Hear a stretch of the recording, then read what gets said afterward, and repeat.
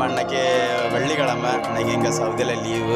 அப்போ வெள்ளிக்கிழமை காலையில் எந்திரிச்சோன்னா சரி காலையில் ஏதாவது பிரேக்ஃபாஸ்ட் பண்ணலான்னுட்டு இருக்க நேரம் சரி ஒரு உப்புமா இருந்து அப்போ அந்த உப்புமாவை செய்வோன்னிட்டு ரவை அப்போ செய்யலான்ட்டு அதுக்குள்ளே சாதனங்கள்லாம் எடுத்து வச்சுருக்கு. கேரட்டு, உள்ளி, இஞ்சி, கருவேப்பிலை எல்லாம் ரெடி பண்ணி வச்சுட்டு நம்ம அதை ஒன்று கட் பண்ணி எடுத்து ஒன்று ரெடி பண்ணோம். இன்றைக்கி வெள்ளிக்கிழமைல அவங்க ஏழைக்கத்த எள்ளுருண்டை போல் ஏதாவது பண்ணும் அப்படின்ட்டு ரெடி பண்ணதுக்கு நம்ம கட் பண்ணதுக்கு ரெடி பண்ணி எல்லாம் கத்தித்து எல்லாம் ரெடி பண்ணி வச்சாச்சு.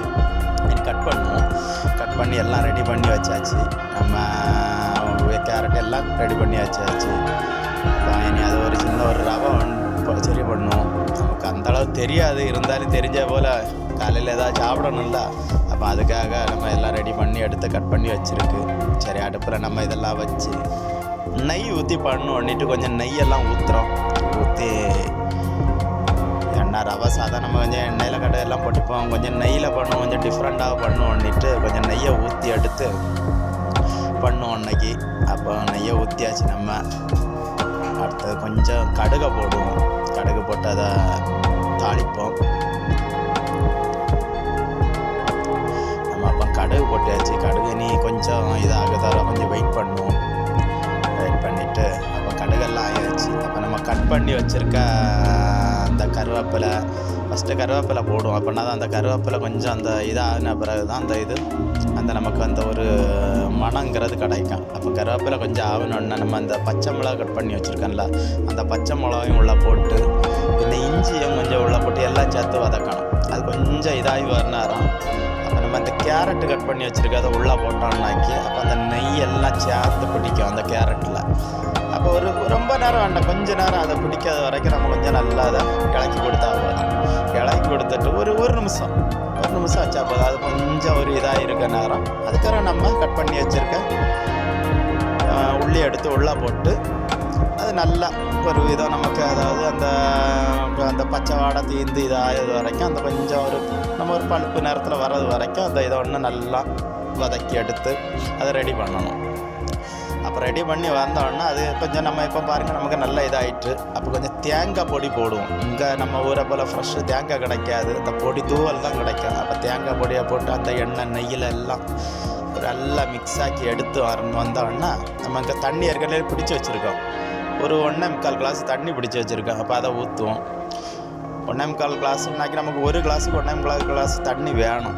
இல்லைன்னாக்கி அந்த மிக்சிங் கரெக்டாக இருக்காது. அப்போ நம்ம 1.25 கிளாஸ் தண்ணி அது ஊற்றிருக்கோம். அப்போ நல்லா கொதித்து ஒரு 2 நிமிஷம் கொதிக்கணும். அப்படின்னா தான் எல்லாம் மிக்ஸ் ஆகி எல்லாம் ரெடியாகி வரணும். நம்ம ஒரு கப்பு இந்த ரவை ஒதுக்கி வச்சுருக்கோம்ல அந்த ரவையை பையை எடுத்து போட்டு மிக்ஸ் ஆக்கணும். அது மிக்ஸ் ஆக்க நேரம் கரெக்டாக மிக்ஸ் ஆக்கணும். இல்லைன்னா அந்த டேஸ்ட்டு மாறிப்போம், அந்த இதெல்லாம் இதாகிப்போம். அப்போ கரெக்டாக அதை அந்த பாத்திரத்துக்குள்ளே போட்டு அது ஒரு பக்குவமாக எடுக்கணும். இல்லைன்னா அது கரெக்டாக நமக்கு அது வராது.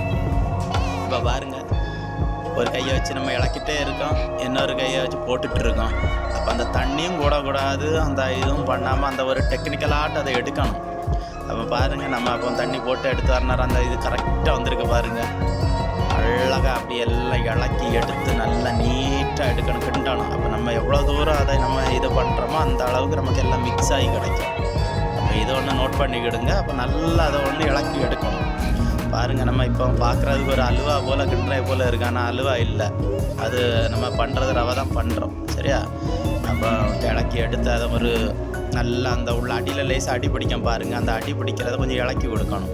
இல்லைன்னா அடி ரொம்ப பிடிச்சின்னா அந்த டேஸ்ட்டு மாறும். ஏன்னா நம்ம பண்ணுறது இப்போ நெய் ஊற்றியாக்கம் பண்ணுறோம். சரியா? அப்போ நம்ம எல்லாம் ஒரு இளக்கி எடுத்து அதை நீட்டாக பண்ணி எடுத்துட்டு நமக்கு ஏகதேசம் வந்துட்டு நம்ம சாதா ரவை போல் செஞ்சாக்கி நமக்கு அந்த உதிரியாட்டு கிடைக்கும். நம்ம உதிரியாட்டு பண்ணலாம். இப்போ எல்லாம் பண்ணி முடித்தாச்சு. நம்ம எல்லாம் இனி இறக்கி வச்சுட்டு கொஞ்சம் டேஸ்ட்டு பார்ப்போம் எப்படி இருக்குன்னு. நம்ம நண்பரும் சேர்ந்து காலையில் பிரேக்ஃபாஸ்ட் பண்ணோம், எப்படி இருக்குன்னு பார்ப்போம். நம்ம நண்பர் சாப்பிட்டு வாயில் எடுத்து வச்சோன்னா நண்பருக்கு நல்லா பிடிச்சிருந்து. நானும் வாயில் வச்சு அம்மாத்தனமாக இருந்தேன். ஐயோ, ரவை இப்படி ஒரு ரவை சாப்பிட்டதில்ல, அந்த அளவு டேஸ்ட்டாக, சூப்பர் டேஸ்ட். நண்பர்களே எல்லாரும் சப்போர்ட் பண்ணுங்கள், லைக் பண்ணுங்கள், ஷேர் பண்ணுங்கள், சப்ஸ்கிரைப் பண்ணுங்கள்.